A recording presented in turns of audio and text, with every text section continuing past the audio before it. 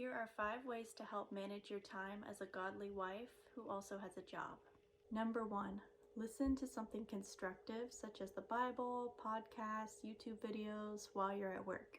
Now, this totally depends on the type of job you have and the dynamics of your workplace.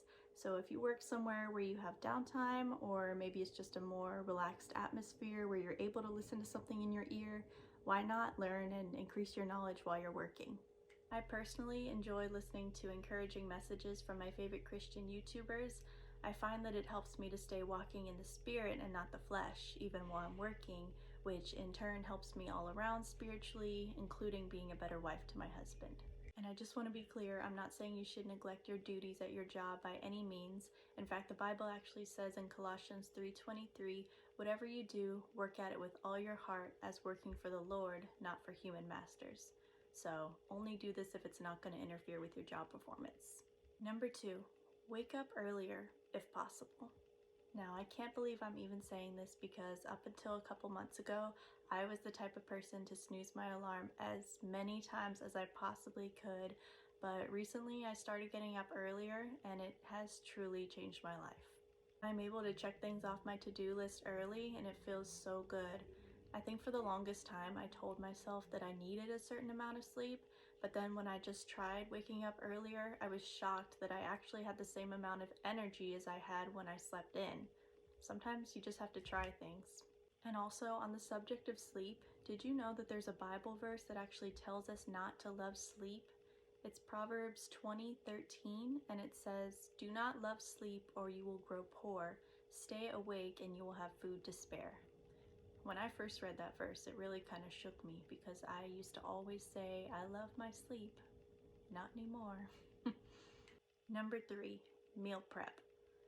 Full transparency here, I have not actually started doing this yet, but I want to, and I know that it's obviously a huge time saver.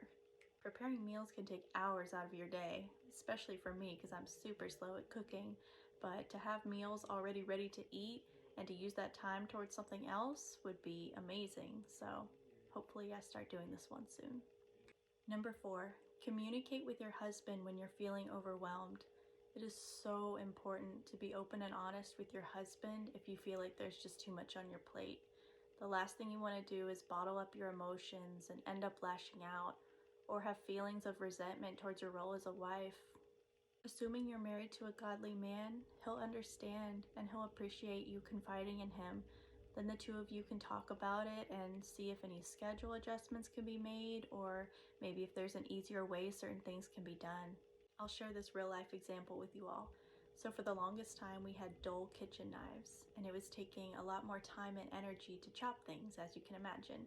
Well, I expressed my frustrations to my husband, and he ended up surprising me with a brand new knife set for Christmas. Had I never said anything, he wouldn't have known the effect it was having on my daily routine, because the knives didn't really bother him. He's a big, strong man, so he would just use his muscle to force the knife through. But yeah, communication is key.